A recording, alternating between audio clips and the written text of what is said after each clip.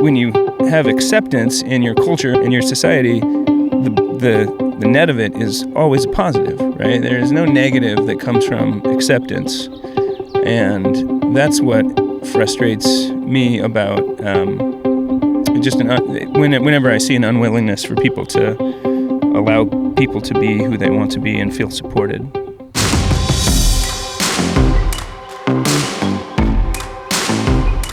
What do you do when you come out as LGBTQ and love the outdoors? What do you do when you see outdoor spaces ruled by older white cis men and desire a diverse community of outdoor lovers? Accept it, change it, create it. I am Justin Yoder, and this is LGBTQ Outdoors.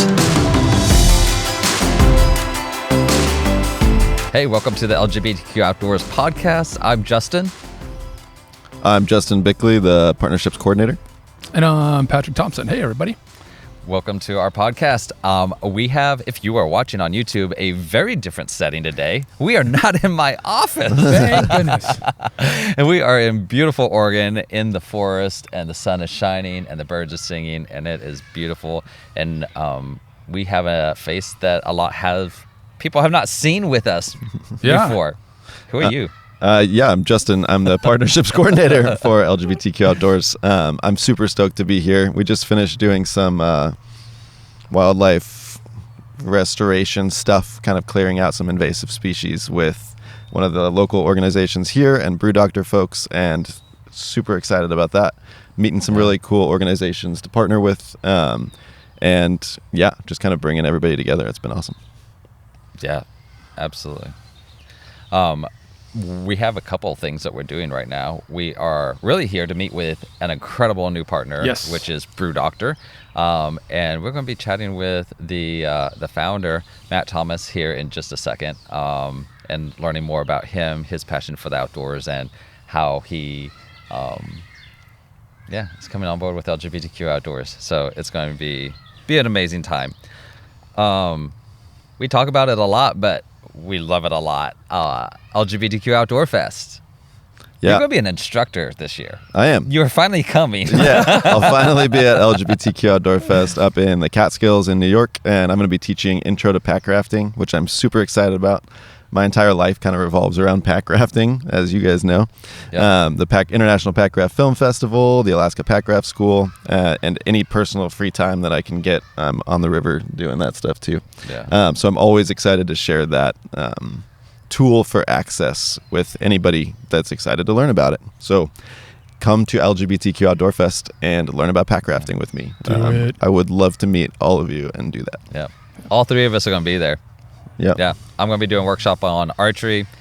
Patrick is going to be making all the lighting and things look fun and cool. And I don't know. Yeah, they won't let me teach anything. So. It's probably not a good idea. I think your exact words were more along the lines of, I'm doing so much on the tech side, I don't really have too much time to be involved with everything else this year.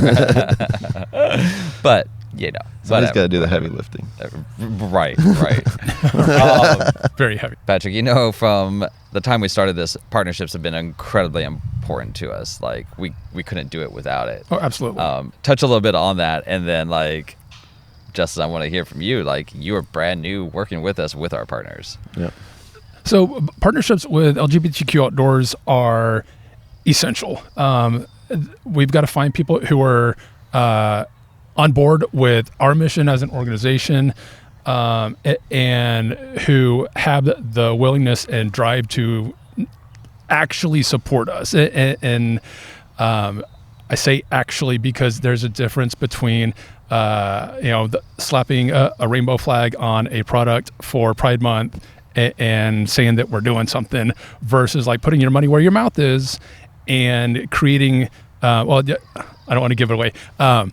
But actually doing stuff, whether it's financial support, partnering with us like we did today, and gathering some of your employees and coming out to join an event, and just partnering, in the dictionary definition of the word, we're working on this together. And so it's essential. And this new partnership, which we're going to talk about, is is really mind-blowing. We were looking at it yesterday, and it was about 5 years to the day where we first launched our very first LGBTQ Outdoors Facebook group. And now here we are traveling to Oregon to meet up with this awesome company. And just how things have grown is just really, really exciting. It definitely is.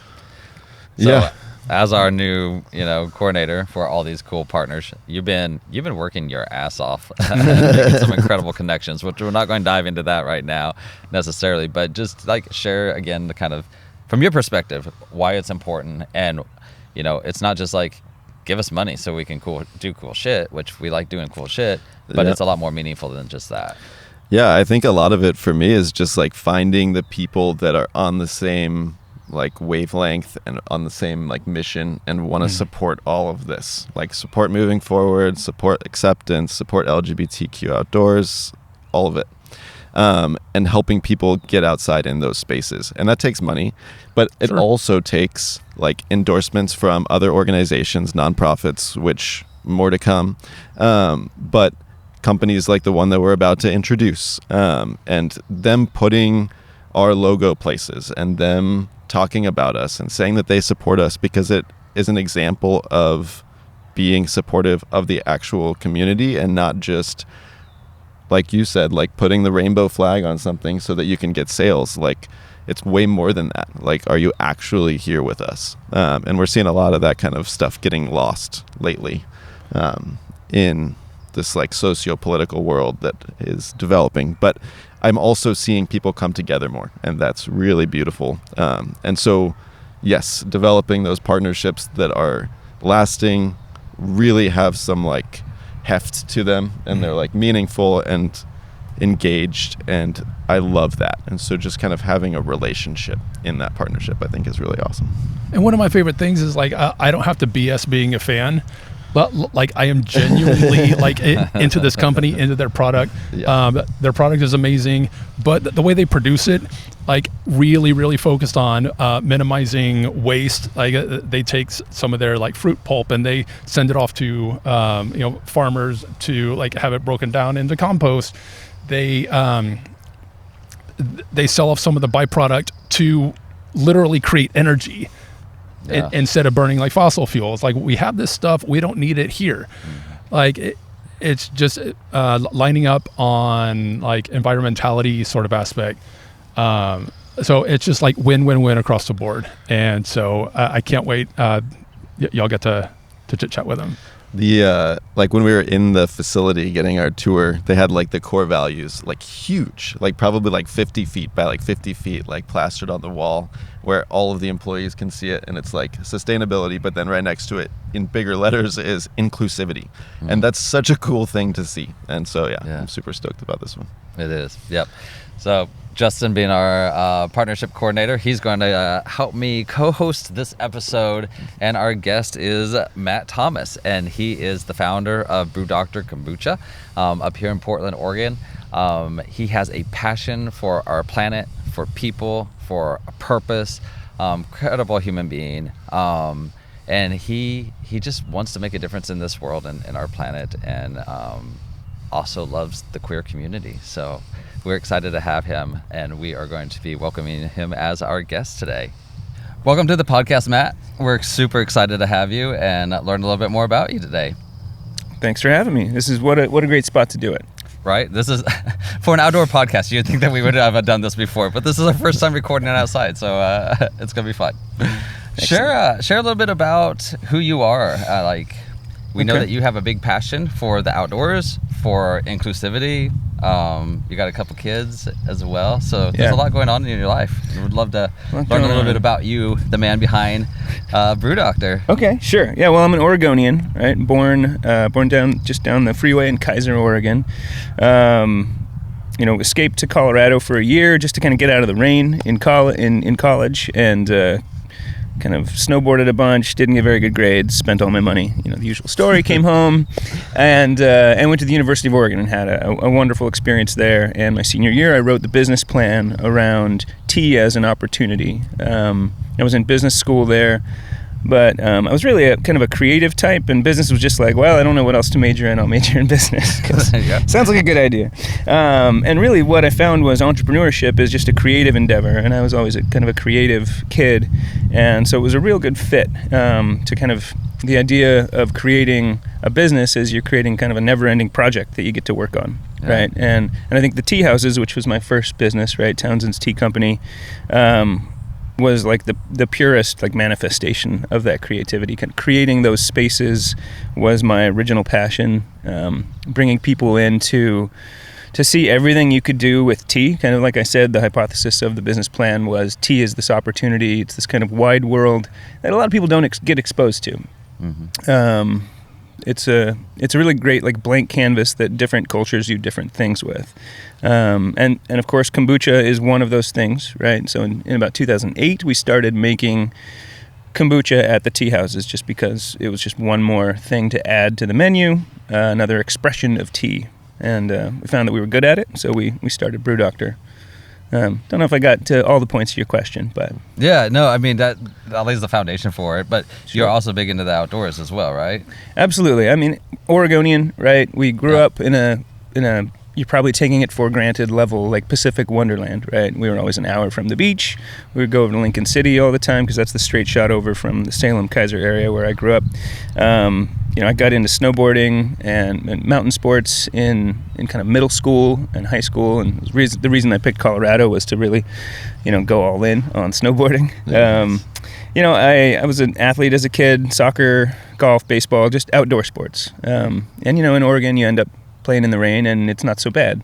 So you also get used to all the versions of nature. And then, in college, I think the most fun we had was like weekends we'd go out, the McKenzie River Pass or something and find a place to camp, and just always had a love of nature. You never feel bad after a hike or a couple nights in the woods, right? Things can go poorly, but like you don't come back and be like, man, I'm so stressed out, because I think I'm sure it's scientifically proven, right? If you're hanging out in nature or by water, it's just good for. It's good for human composition. It's good for the soul. So I think I was drawn to that feeling, probably, whether I knew it or not. And then now, I'm a parent. I've got 3 sons, 16, 14, and 11. My guys. Fun ages. Yeah, incredible ages. And it's parenting is like decisions to make, right? And life's very busy, and it's very easy, right, to give them a device, right? We didn't really have that as a kid growing up in the 80s, 90s. We had after school cartoons on TV, and that was kind of our version of that. But now a kid can take a device in the car, a device at dinner, and of course you see that. But my ex and I were very deliberate about wanting to get the kids out in nature. She founded a nonprofit actually called Ecology in Classrooms and Outdoors, and so she's built her career around exposing kids to nature and trying to create the next generation of environmental stewards. And that's still a nonprofit that's going today. So when I started a tea company, she was like, "Oh, you started something. I can start something too." And she started Ecology in Classrooms and Outdoors. So we've just been a pair that's cared about nature, and then that manifests itself in the way you parent. And nowadays I take my boys on an annual backpacking trip with Bethany, with my ex's father Brian, and her brother Greg. We all get out into nature. Usually go to a lake in the Mount Jefferson or Sisters Wilderness, bit of hiking, and then just having fun in the woods. And then every summer. For the last few summers, I've been doing the Make-A-Wish Foundation fundraiser. That's their magic hike. It's a marathon billed as a hike, but I like to try to run as much of it as I can. But it's in the Silver Creek Falls Wilderness, and so it's just like I never thought I would. I'm a runner, but I was like, I'm never gonna go out and run 26.2 miles. That sounds crazy, right? And I still have not done one on pavement. It sounds like my knees and my hips and everything would hurt. Yeah. But like, I when they invited me to take part in it, I took a look at where it would be, and I was like, I want to be there. I'd love to spend a day there, and hey, if I can't finish, I can't finish or whatever. But I think if you like running at all and you don't think you can run distance go out into nature, because it's dynamic, right? You're not just plodding along on pavement. You're going up, you're going down. You can take a break whenever you want and look around. There's always something new to look at. And so now my son has done that with me twice. And so my kids, once they turn 14, is kind of what we're thinking, they'll start doing that marathon with me each year. And they don't even train for it. They're just kids, and they can handle it. I'm kind of dragging them along. Yeah, 26 and a half. It's 26 and a half. But again, there's like 12 waterfalls along the way. You're raising money for the Make-A-Wish Foundation, which is a wonderful cause. Another great group. And yeah, it takes a while, and you've never been hungrier or more exhausted afterwards. But like, again, you don't feel spiritually bad after you do something like that. Yeah. I think trail running has always been like the way that I've had to do it. If I want to run, like, and I want to get that kind of cardio, then I have to do it on trails. Awesome. It's just I totally get that. Yeah, and there's more around than you realize. I mean, you have to work a little bit to get there. I have a sister who lives like really close to a nature trail system, and I'm always very jealous. She lives in Port Orchard, Washington, so it's like the whole thing is just nature trails, but reason to go visit. Incredible. Yeah, that sounds great. I love how much you're connecting your kids already at a young age to nature and raising them up to be really a next generation of leaders for our lands, because we definitely need that. So that's amazing. When it comes to inclusivity with you and your brand and Brew Dr, where did that come from? Because like, especially where we're living at now, the times, and I know that goes back to the beginning, and when I hear about that, but the time we're living in now, like a lot of brands don't like that so much, and it'd be easy not to, I guess. But like, where did that come from? Your passion for being an inclusive brand? When I created the tea houses, I wanted to create a space that people would feel like they didn't want to leave, right? And I always kind of wanted it to be a cross between a library and a coffee shop, right? Where it's not as loud and crazy as a coffee shop, but it's not as quiet and as a library. And we, always focused on the lighting and the music and wood tones, and the result was it worked, right? It was full. Maybe we didn't sell a lot of tea, but people would come and hang out for a long time.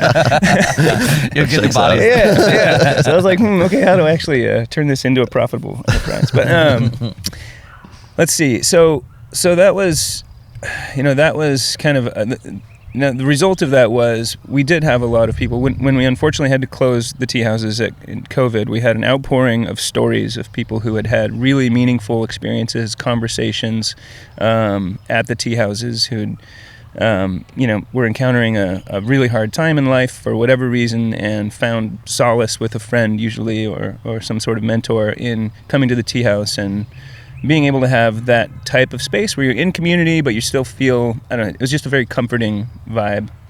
And I'd love to start more tea houses. So I guess pulling that into, then we started Brew Dr Kombucha as an extension of the tea company. And, that was our, the team that I had hired to work at the tea houses were people that were drawn to the tea houses. So that it just kind of, the spirit of welcoming and, celebration of community started as because I created that space, and then the people came, right? And really people who wanted to work there were these wonderfully kind people, and those are the people that I started making kombucha with. A couple of the tea tenders started making kombucha with me in the basement.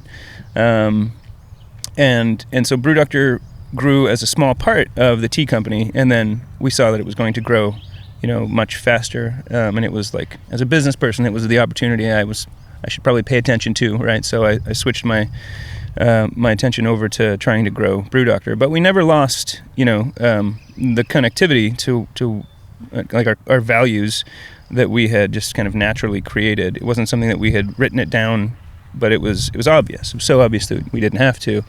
And we used to love to have an annual outdoor gathering. We called it our annual tea for all, like free for all, but a tea for all. We went to Detroit Lake one time, and we went out in the gorge one time, and we went over to the Tyg Valley another time, and those were awesome trips, right? And where everybody came together who were working from any tea house and or on kombucha, and we'd all get together for a few nights out in the woods.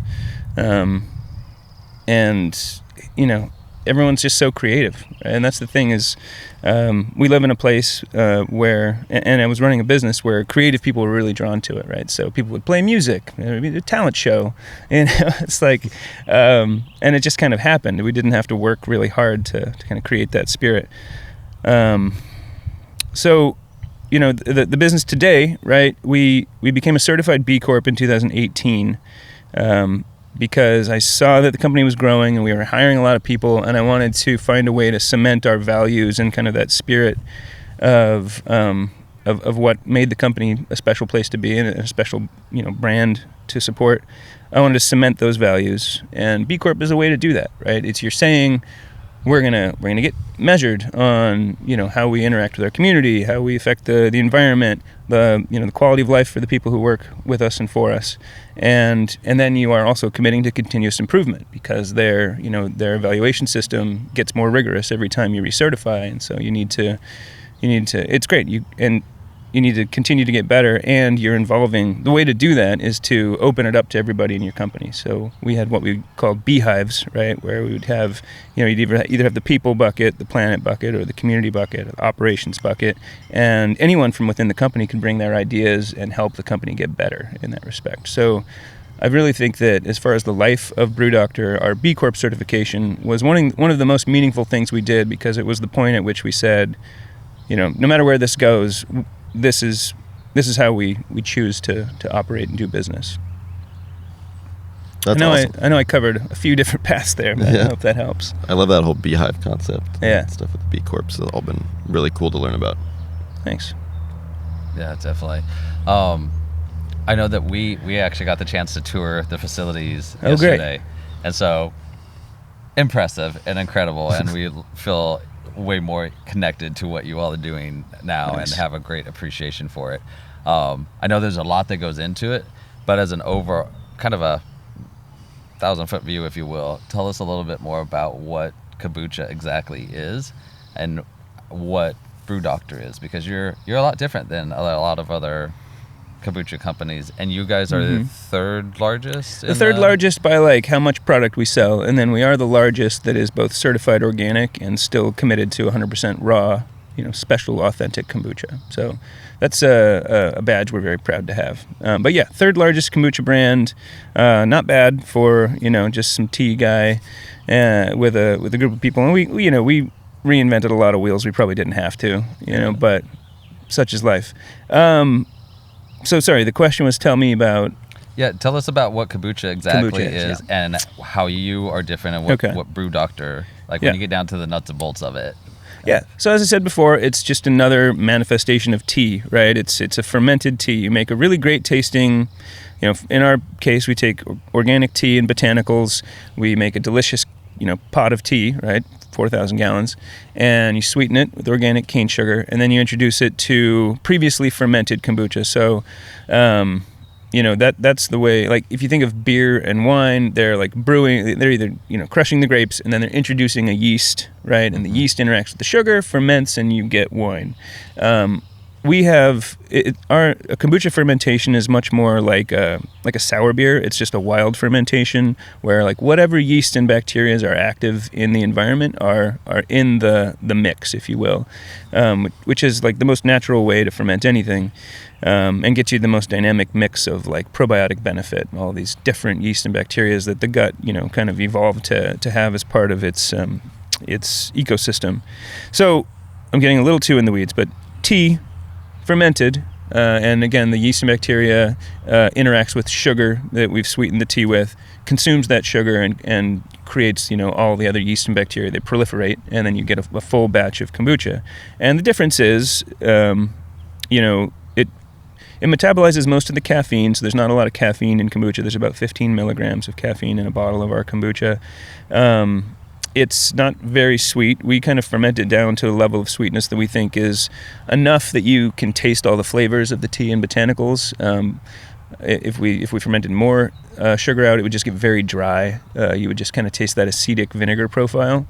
Again, it's a fermentation. It's an acidic fermentation, like a sour beer or like a vinegar. And so the byproduct is a little bit of that flavor of like a drinking vinegar or something, right? But much more mild than that. I like to say it's the easiest way to get the benefits of raw fermentation into your daily diet, right? Because there's not a lot of raw yogurts, right? You are seeing the growth of those with brands, like coconut cold and stuff like that. But most yogurts, like ultra pasteurized, they dump some probiotic powders in it, right? You have kimchi, which is another great way to get like the benefits of fermentation. But there's very few people maybe that want to eat kimchi every day, right? Yeah. But kombucha is just like it replaces a soda or replaces a fizzy water, right? It can be a satisfying break from other beverages you're having, and you're introducing to your gut those benefits of the fermentation. So it's really, that's why I love it. I think it is a health and wellness tonic. As a ready to drink beverage, we can't like throw a bunch of health claims on there, right? Because you get in trouble. But it's.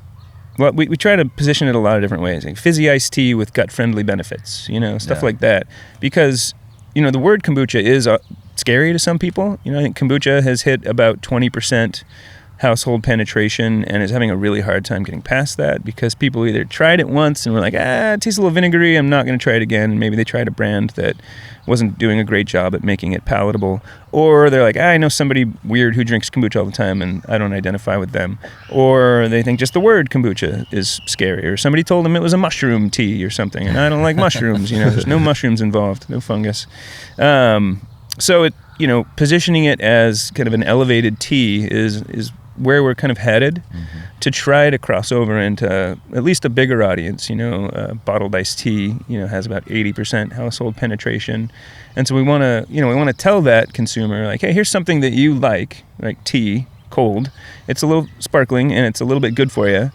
Don't ignore it just because it's in this kombucha section. So we'll see how that goes. But that's like our current kind of marketing initiative, if you will.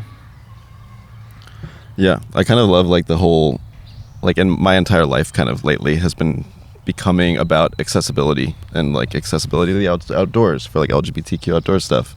And then pack rafting, like my entire life revolves around pack rafting in Alaska, which is all about access, like getting into cool places in the wilderness. And it sounds like a lot of this for you is like giving people access to the health benefits of kombucha and like all of that world and making it more consumer friendly or just like general populace friendly, and that's pretty cool.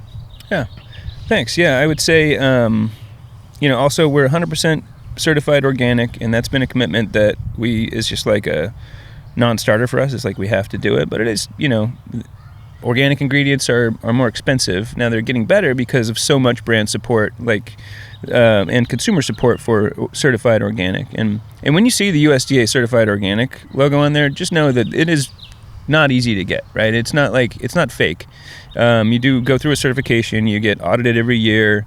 I just want to let people know who might say organic's just a fad or not real or the reason to charge me $1 more, that like, no, you're supporting organic farmers, and the brands that have it on there really are getting, thoroughly checked. Yeah. And I think if there's two things that I would say about Brew Dr in itself in drinking it is like in the past whenever I tried kombucha, it's very vinegary to me, and you don't get that with you guys at all. And there's also like we mentioned, no alcohol in it, so like kids can drink it if you want. So I think those two things are just amazing in itself. Now, like, we're sitting here in this beautiful forest talking about Brew Dr, and it kind of sounds like a big advertisement, and that's totally fine. If you're listening to this and you're kind of like, why is this? And the reason is because we have an incredible partnership now with Brew Dr that we're super excited about. So we're not just here talking about this random product. It is a product that is, I think, really cool for the outdoors. Because like I think you originally did your can to take it hiking with you, which is cool. And you're doing a lot for sustainability in our environment and just doing things right and supporting great causes like LGBTQ Outdoors. But I think if you're good with it, why don't you share a little bit about what we're drinking right now and this and our partnership and Well, hey, giving visibility to B Corps and organic producers is not a bad thing. So. It is not a bad I thing. hope people don't mind. I'm glad that you actually talked about B Yeah. Corps because a lot of people don't even know what B Corps are down south, like in Texas, where we're from. Unfortunately, it's a little bit harder to find B Corp organizations. Yeah. Now you get up in the north and states that are more outdoorsy and care more about the environment and stuff. Yeah, you can find them a little bit better. But I think this is very educational, and we're living in a time where it's important to be able to support those B Corp companies. Yeah, I think more than an advertisement, I've learned a lot. So thanks. Yeah, That's great. We definitely have. Well, I don't know if we want to get this big, but capitalism is a work in progress, right? Like it started out like low prices, right? You think of the 80s and 90s and the growth of Walmart and everything, and it was cut costs and make profits and give it to the shareholder, and now the consumers aren't just looking for low prices. Yeah, they want competition, so they're not paying a ton for everything. But people are voting with their dollars for organic. That's I think that was the start, and there were a lot of early adopters, but you see a lot more organic options for every kind of food you might want right now. And then B Corp is kind of that next thing that I see coming. Of it's like, yeah, okay, we're a business, we employ people. The goal is to make money, right? But we can commit to like these other values other than like low prices and enrich the shareholder. So that's where, when you see a B Corp stamp on a product, it's not just the single bottom line for a company. It's the bottom line of people, planet, and of course you have to stay in existence, so a little bit of profit. Definitely. But what we do with awesome. Profit from this is it's part of our 1% for the planet. Typically it's been part of our 1% for the planet. Now every Pride season we want to find a partner like y'all to help us, turn our love flavored kombucha into love wins. We've been doing this since 2018. We've been donating with 1% for the planet since almost the beginning, 2010 or 11. So a spirit of giving has been part of the business since early on. It was a way that I supported, again, my ex's nonprofit, that Ecology in Classrooms and Outdoors. Mm-hmm. That was an early nonprofit that we support, and that was really helpful to keep that going in the early days. So, our partnership, it makes sense because we've always been a planet-focused, charitable, that's where we've focused our charity. But then we've also wanted to, part of the planet is the people experiencing it and the access to the environment for everyone. And so it, I don't know what else to say other than like, the Pride season, it makes total sense to find a partner like LGBTQ Outdoors to do work with, like we're working here today. Yeah, it's great. So we're incredibly grateful for it, and I think that it's. I've been talking with Rob for months, probably since last September.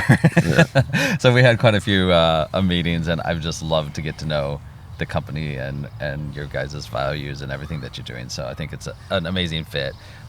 So the Love Wins bottle right now is on shelves. And if you pick it up, you will see that our logo is on it too. And so we're grateful and really hoping that this gets the word out more about what we're doing.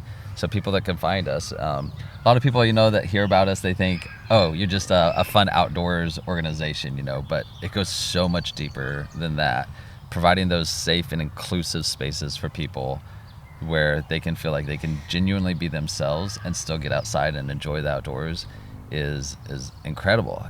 We've had people that come out to events, especially I think of a couple transgender people right now that was like, I never really felt proud of who I was or could find my people. And with you, I have, and they found more purpose. And when we started hearing stories like that, it was just like, damn. Right. You it's never know. Heavy and incredible. You do this work, but then actually hearing the people that you touch, in that kind of like one-off fashion is really the stuff that like fills your bucket, right? And it's like reminds you of why you do the work. Having the logo on there, we figure it's got to help, right? Put as much of the story on there as we can. Obviously, there's a financial support, but that can also translate into other brands. Hopefully, I think reaching out, in the past we've had, I've heard from leaders of other beverage companies who are like, oh, you know what, we were looking for a partner and you all vetted this one out, so we're just going to go ahead and work with them. And I was like, okay, nice benefit. So hopefully you get some of that as well. Yeah. I think a lot, like, as the partnerships coordinator, like, I'm just kind of thinking, and as I'm talking to different companies and brands about partnership stuff, I'm realizing how much it's all about just, like, visibility for us, too. Like, especially this day and age, just people seeing LGBTQ plus written on stuff and, like, kind of understanding what companies and what organizations and who's supportive, because it's always a question these days. Yeah. Like, are these people on our side or are these people not on our side? And that's where we're voting with our dollar, right? Like you mentioned earlier. And that's incredibly important for the LGBTQ community, I think. So we really appreciate you doing that with us. Yeah, absolutely. And to go along with that, it's in all 50 states. So that's incredible. Anybody can find it. And I guess if people want to be able to find a place to pitch it, to be able to get it, they can go to your website and there's a store locator on there and be able to find out what stores are carrying it. Yeah, even Alaska. Nationwide. Sorry, go ahead. Oh, I said even Alaska. Even Alaska. Yeah. I mean, nationwide, I'm sure with Whole Foods Market, but then a lot of other grocery chains as well. So yeah, love is widely distributed, and we love showing up, with our rainbow every year, and it's gotten tougher in the last few years, right? Which was seems unbelievable, right? I think from the perspective of people who just want to see, fair and equitable treatment of all humans, to then see like brands or retailers walking away from having rainbow packaging on their shelves, right? We even heard, that some retailers pulled packaging like that because of threats from a certain segment of society, right? And you hope the pendulum swings, and it does, right? I mean, I guess if I wanted to talk a little more about this, I would say I just finished listening to a book called Lessons in Chemistry. It was recommended by my sister, and it's about the experience of a woman who was a chemist in the 1950s, right? When it was extremely hard for a woman to have a career at all, and so she had no allies, basically, right? Is the gist of the book, and how difficult and horrible it was to try to experience life just as an ambitious woman in the 50s, and who wasn't just willing to be a stay-at-home mom, and that has changed, right? It took some generations, but like.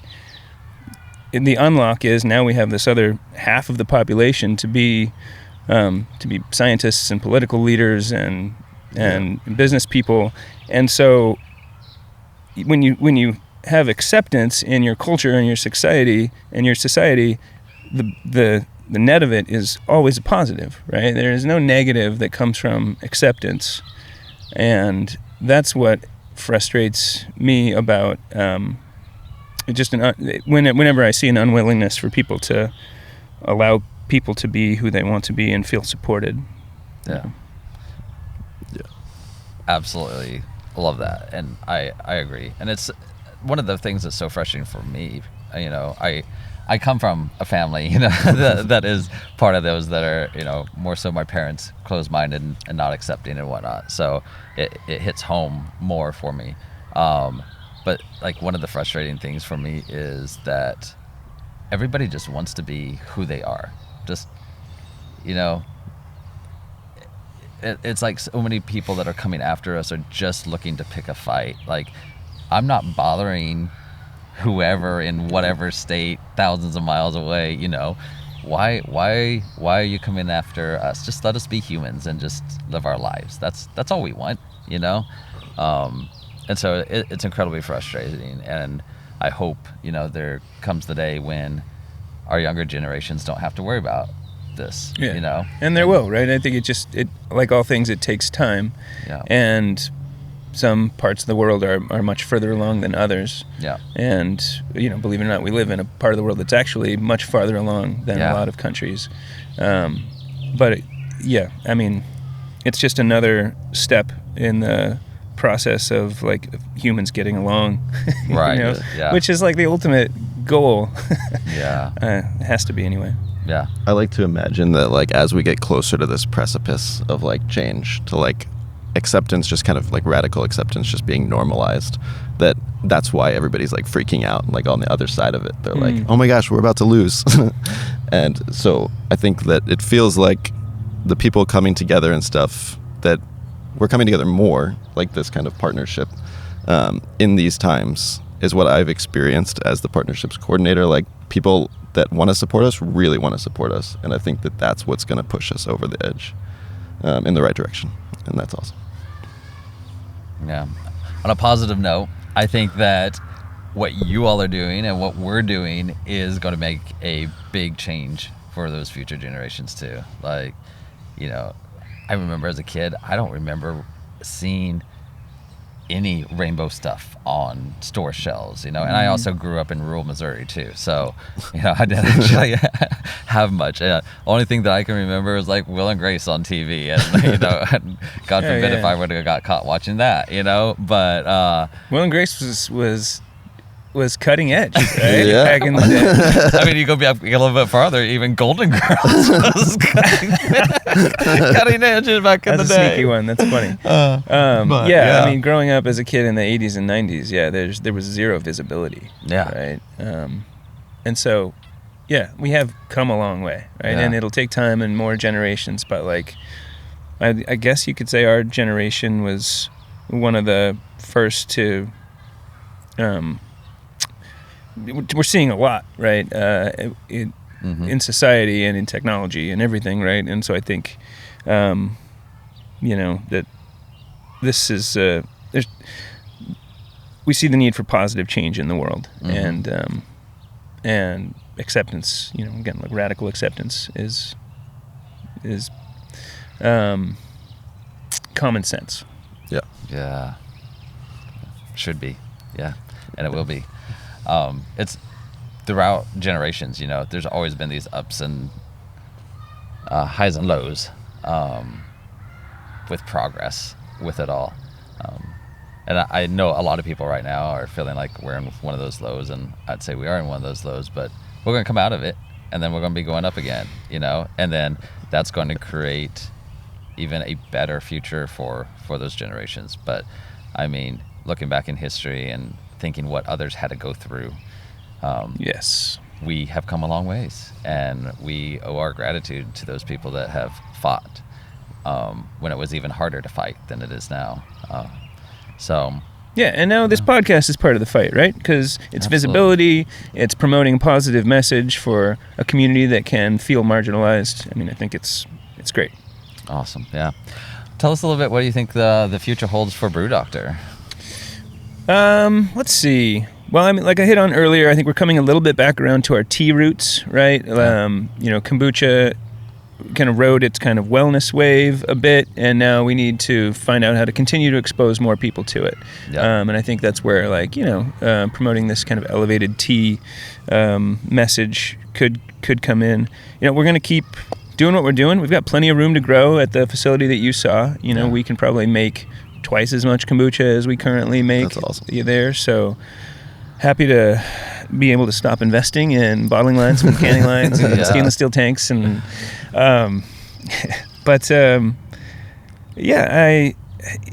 the beverage world is fickle and weird at times, right? You never know what's gonna hit and what's not, and I'm proud of the staying power we've had, but it is not easy, right? You kind of fight for your right to stay on the shelf at every retailer every year.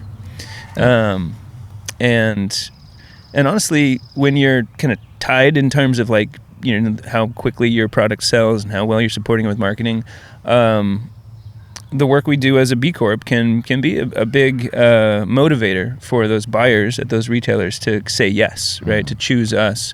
And so the investments we've made as a B Corp, we are able to leverage, right? And so I would say that to any other, you know, business leader considering a B Corp is like, there's also people like to do business with B Corps, right? Because they know there's an authenticity to the people behind the product. You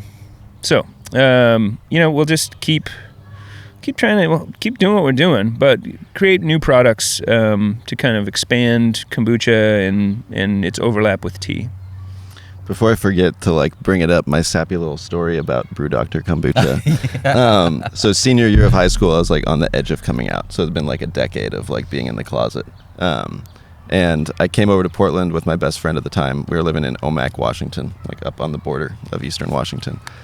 And we came down here, went to one of the local coffee shops in Portland, or it was a coffee shop bakery, and I found a bottle of Brew Dr Kombucha, Clear Mind, and just took it home with me, like drank it on the way home, and I was like, oh my gosh, like this is like, for whatever reason, like it tasted like comfort, or like my mind was clear or something. And I think probably also being in Portland like felt stabilizing after coming from like a super conservative small town over here. And so then it turned into like this, like every month we would drive down to Portland, which is like a long drive. And I'm sure we could have gotten Brew Dr Kombucha somewhere else.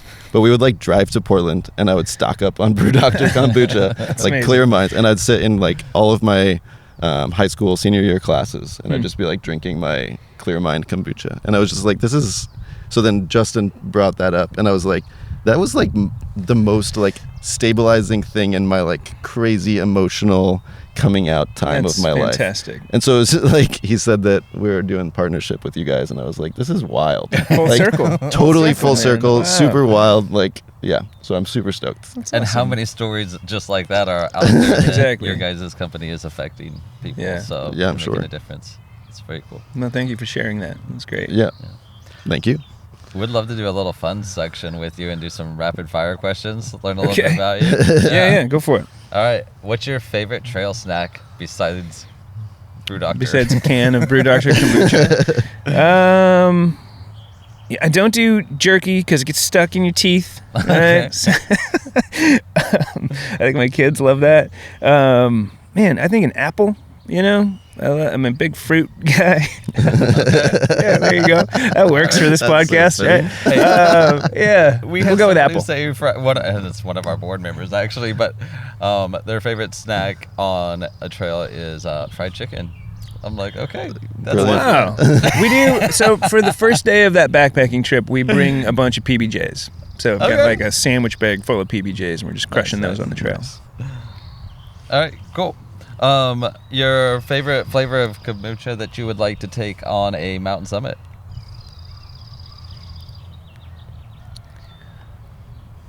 I would say our Blackberry Trails is my favorite, like, adventure flavor for whatever reason. I mean, I think the name, you know, although we are going to change that one to Berry Ginger because it tested better. Whatever. So anyway, but it's like, I don't know, like blackberries are very like wilderness, like Oregon mountain, and then the ginger just gives it that nice little kick that'll wake you up, open your eyes a little bit. Nice. Okay. Favorite national? Oh, go ahead. I was going to ask you what your favorite national park was, or like dream national park trip too. I mean, you see the photos of people who get access, you know, to like Yosemite, and you're like, where do I get in line, you know, to Yeah. like see the Ansel Adams photo, you know, I want to camp right there. Is it even possible? So I think that would be like bucket list. I do have a friend, he's a big Blackberry Trails fan actually, and he has a life goal of visiting every national park. You know, we took a trip down to Santa Fe, New Mexico, and he went like 3 days ahead of time on his own to go to this very out-of-the-way national park in New Mexico, and did it on his own, and that was super inspiring. So I bought a book on all 50 or national parks in all 50 states, and I think I'm going to try to start ticking them off with my kids. Yeah. Yeah. Let me know when you get up to Alaska for those ones. Okay. Make it happen. You can have a personal tour guide. Sweet. Oh, I think I know the answer to this, but mountains or beach? Wow. Mountains. I mean, my kids love the beach, right? You Yeah. set kids loose on a day like this on the beach, and it's like heaven for them. So we do both, Yeah. right? We very much do both. Make sure they get a few days on the beach each year, usually with some cousins, Yeah. you know.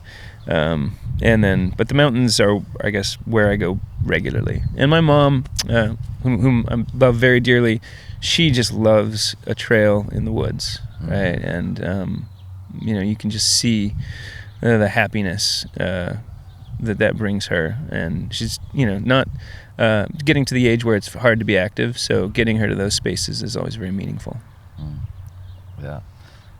You should follow the Instagram account, Grandma Joy's Road Trip. Okay. Our podcasters have heard us talk a lot about this. We're very Joy's connected Road to Trip. them, and they're very involved with us. But you will Sweet. love that. She's 95 years old, and her grandson's still dragging her around the world. That's and awesome. She's having a great time visiting. They visited all the national parks, but they're great. What's like the place in the world that you feel the most at peace? I feel like I always try and ask the new people I meet about that. Honestly, I've just at home, I've got a big picture window. We're a little bit up, so I've got a bit of view with a lot of sky, right, and some trees. And, when I'm there with my 3 boys around and, we just a cup of tea or kombucha, and the kids are doing whatever, or they'll come sit, I've got 3 chairs kind of in the window, and that's like, I get it almost every day, right? So, but it's my daily reset for sure, and fills me with a sense of like calm gratitude. I love that. Yeah. Do you have a favorite or most memorable wildlife moment?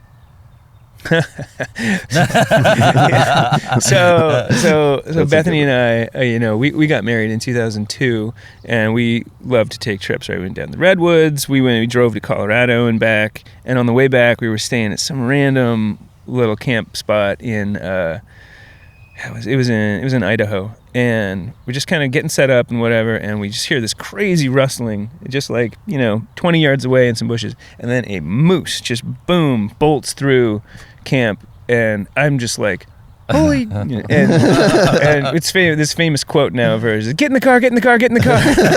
So whenever there's anything like dangerous or things happening, that's kind of what my family screams is, get in the car, get in the car. That's great. Yeah. Awesome. Well, we've thoroughly enjoyed having you on the podcast and, our partnership.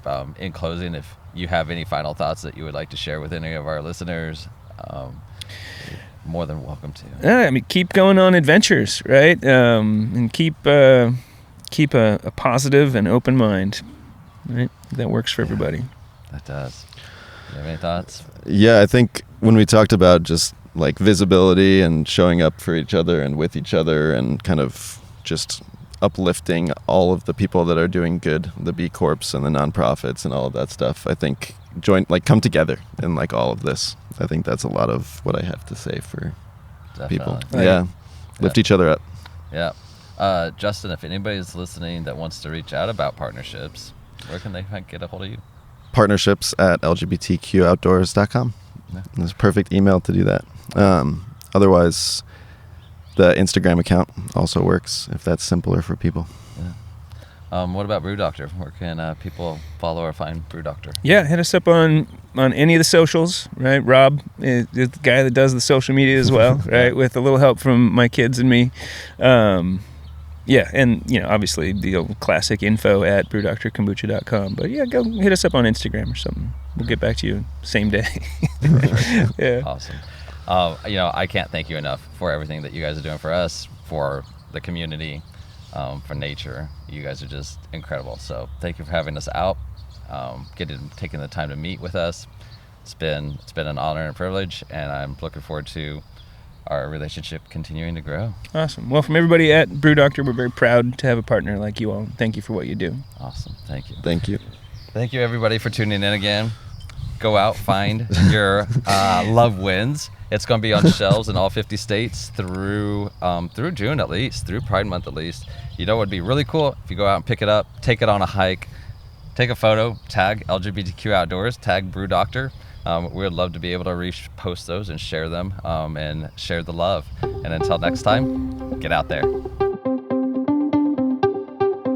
Thanks for listening to the LGBTQ Outdoors Podcast. Catch past episodes on your favorite streaming platforms and connect with us on Instagram or Facebook by searching LGBTQ Outdoors. Support our mission by joining the Trailblazers Society at lgbtqoutdoors.com/trailblazers. To learn more about our local chapters, LGBTQ Outdoor Fest, adventure trips, or to sign up for our newsletter, visit lgbtqoutdoors.com. If you're enjoying the show, be sure to follow, rate, and review. It helps keep our mission going.